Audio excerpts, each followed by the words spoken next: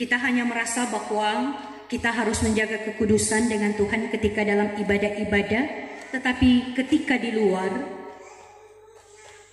seolah-olah tidak berjalan bersama. Tapi sebenarnya dalam kehidupan keseharian itulah yang akan nampak apakah Allah itu menjadi pokok puji-pujian kita.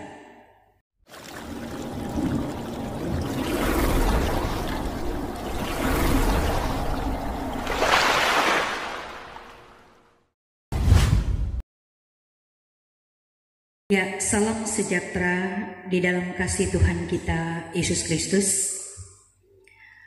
Tentu setiap kita memang terarah dalam mendengarkan puji-pujian yang telah dipersembahkan oleh kelompok lansia, yang mana syarat mengingatkan tentang kehidupan ini. Bagaikan bunga warna-warni adalah gambaran kehidupan. Kanak-kanak maraya, muda kaya raya, tua bercahaya.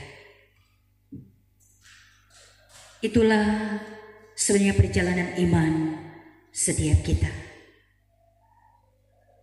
Nah, saudara-saudaraku yang kekasih dalam Tuhan, minggu ketiga ini sebagai warga gereja, kita dibawa dalam tema Allah sebagai pokok pujian. Kitab Ulangan ini kembali mengingatkan kita adalah pidato Musa yang memuat tentang pengajaran berulang kali untuk disampaikan kepada umat Israel, yang secara khusus dalam bagian ini umat Israel dalam persiapan untuk memasuki tanah perjanjian. Apa sebenarnya inti yang hendak disampaikan oleh Musa?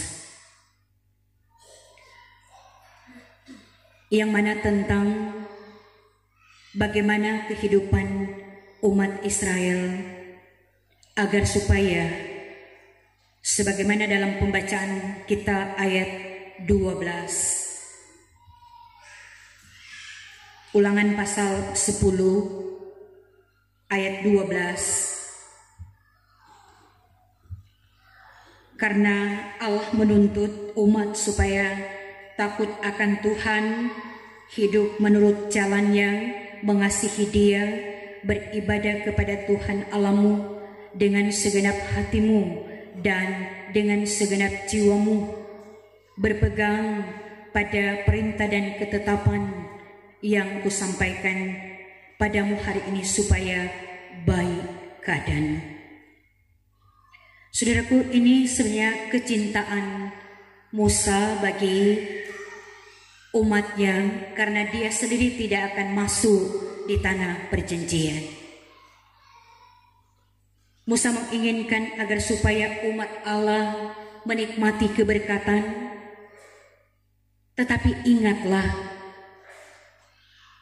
akan hal yang utama, hal yang pertama, sebagaimana yang terungkap dalam ayat 12, takut akan Tuhan, mengasihi Dia, beribadah dan berpegang pada ketetapan dan peraturan Tuhan.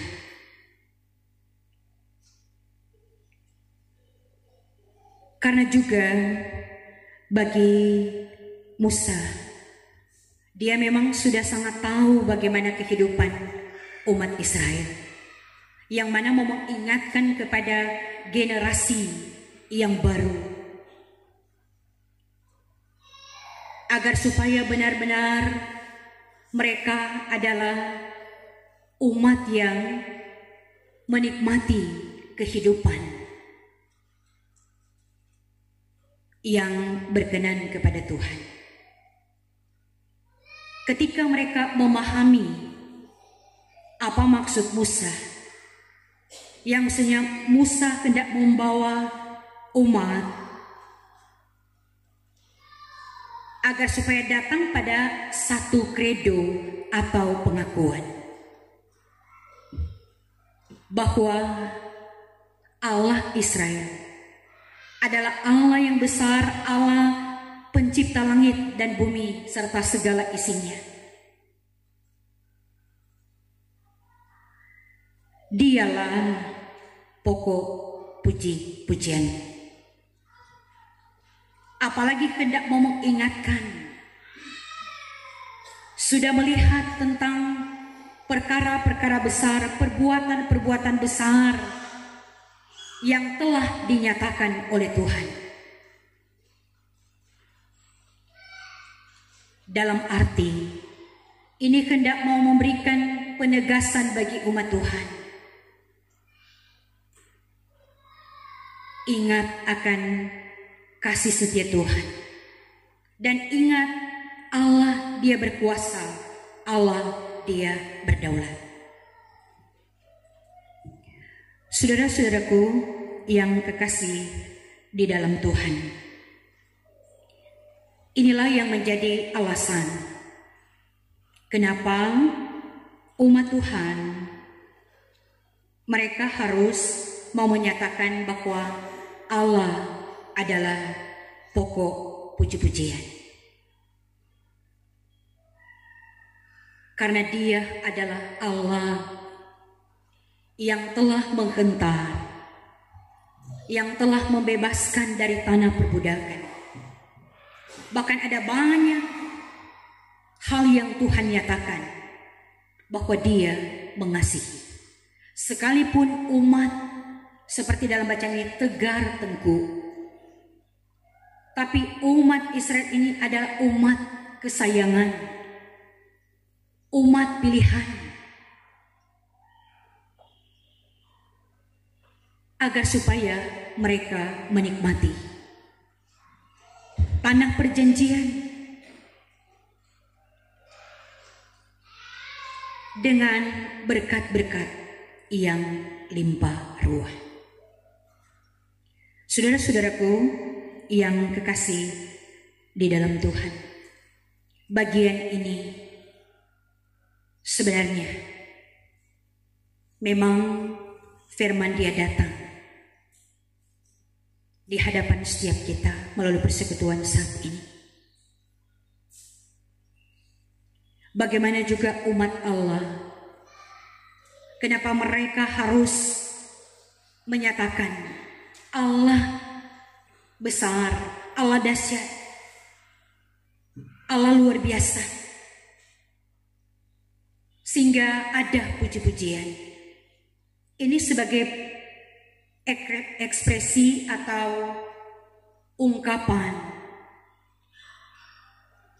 pengagungan, penghormatan, dan pemujaan kepada Allah yang adalah Tuhan.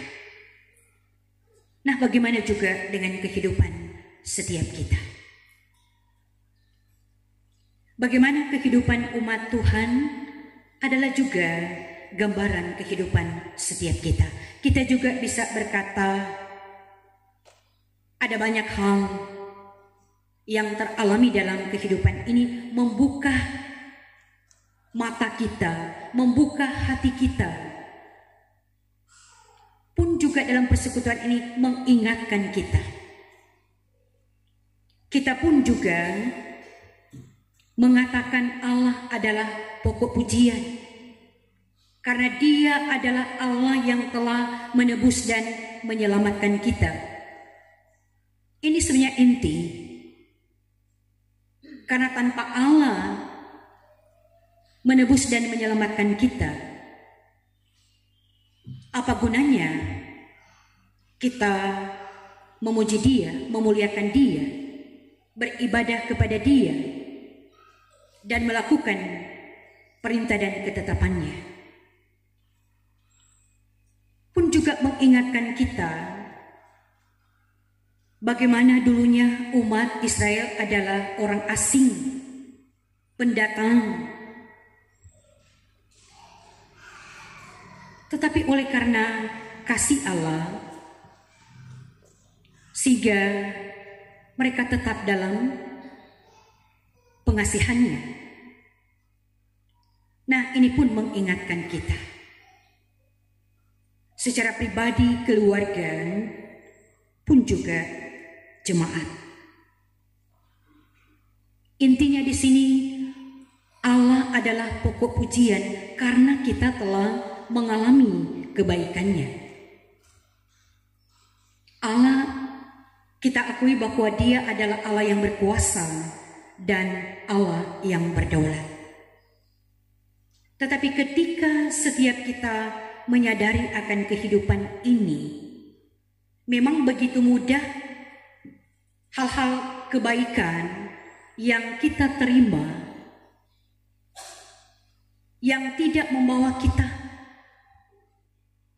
untuk mengatakan puji Tuhan.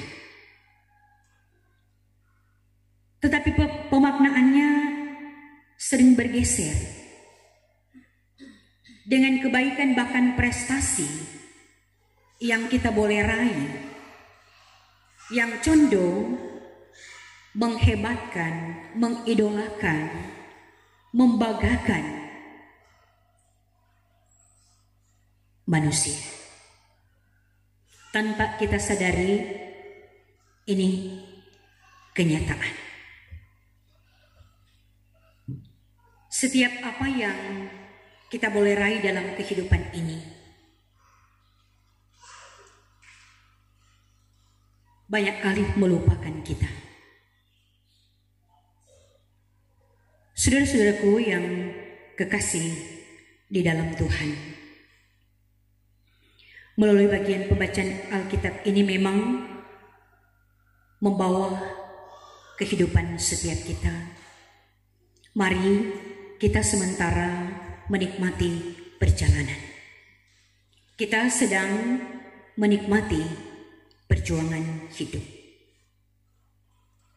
Biarlah kiranya pidato Musa ini adalah pidato pengajaran yang disampaikan bagi kita. Jangan kita hanya sekedar tahu, kita hanya sekedar ingat, kita hanya sekedar mengerti, tetapi kita tidak mampu dalam menerjemahkannya. Kita tahu kita harus takut akan Tuhan. Kita tahu kita harus mengasihi Tuhan. Kita tahu kita harus beribadah.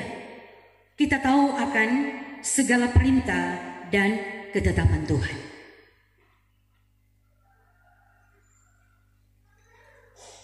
Tapi tanpa kita sadari, sebenarnya kita mengabaikan. Dan dari apa yang Musa sampaikan ini, yang sebenarnya menuntut kerendahan hati, baik bagi umat Israel maupun juga bagi setiap kita. Karena tanpa kita memiliki kerendahan hati, kita tidak akan mampu dan sulit untuk hidup takut akan Tuhan.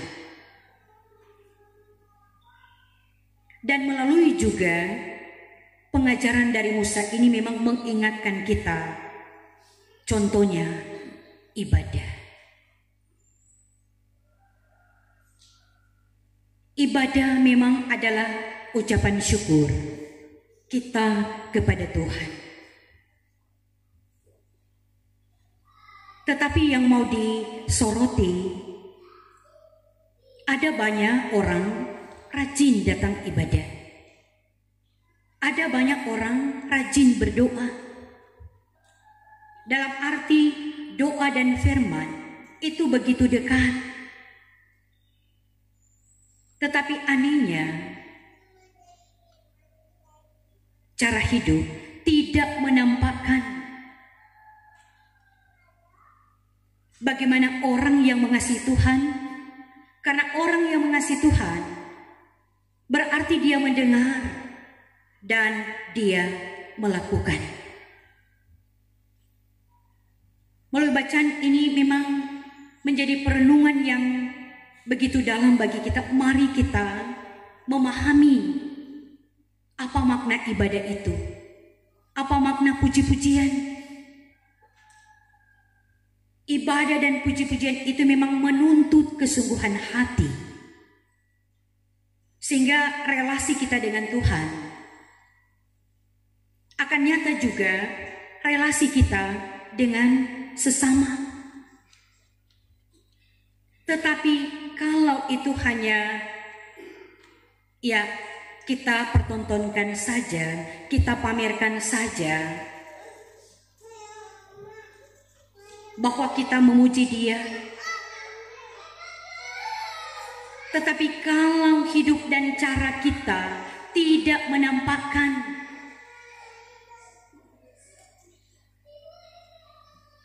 kita memuji Dia,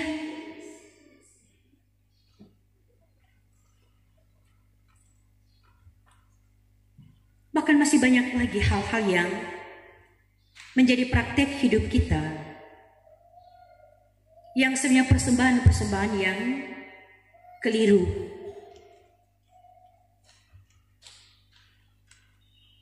Karena banyak kita hanya mengerti, tetapi sulit untuk melakukannya. Pun juga memang kalau kita mendapati inti dari bagian ini, kasih kepada Allah dan kasih kepada sesama. Praktik yang ada sekarang ini, orang cenderung memikirkan diri sendiri, bahkan orang berlomba-lomba dalam meraih prestasi. Sehingga itulah yang membawa kita pada kejatuhan. Kita tidak mempertontonkan dan memamerkan tentang Tuhan, tetapi kita mempertontonkan dan memamerkan tentang diri kita sendiri, bahkan juga orang lain. Yang sebenarnya puji-pujian itu setiap hari dalam kehidupan yang nyata. Tapi banyak kali juga kita masih sempit dalam pemahaman kita bahwa puji-pujian itu ketika dalam ibadah, tetapi itu menyangkut sebenarnya tentang totalitas hidup kita. Kita hanya merasa bahwa kita harus menjaga kekudusan dengan Tuhan ketika dalam ibadah-ibadah, tetapi ketika di luar seolah-olah tidak berjalan bersama. Tapi sebenarnya dalam kehidupan keseharian itulah yang akan nampak apakah Allah itu menjadi pokok puji-pujian kita. Firman ini memang menghentar kita karena kita telah berada di perubahan-perubahan yang begitu cepat, agar supaya kita tetap memang berpegang teguh bahwa Allah, Dia yang menjadi pusat, Dia yang menjadi prioritas, Dia yang mengendalikan semuanya ini. Dia adalah Allah pencipta segala isi bumi. Seperti dalam khotbah-khotbah Ibu sampaikan bahwa kita jangan merasa berada dalam zona aman, bahkan sebenarnya ancaman yang besar ada di hadapan kita. Olehnya, kalau kita takut Tuhan, maka yang pasti itu akan nampak dalam kehidupan kita. Kita mengasihi Tuhan pun juga kita mengasihi sesama kita. Yang mana itu kita tunjukkan dalam hidup ini bahwa Allah berkuasa, Allah yang mengendalikan hidup kita. Sehingga kita akan mengimani bahwa firman adalah pedoman dan hidup ini adalah berkat, bukan menjadi batu sandungan. Dalam arti bagaimana cara kita mewujud nyatakan Allah itu adalah pokok pujian, yaitu dengan hidup kita dikuasai oleh firman. Hidup menjadi berkat, bukan menjadi batu sandungan.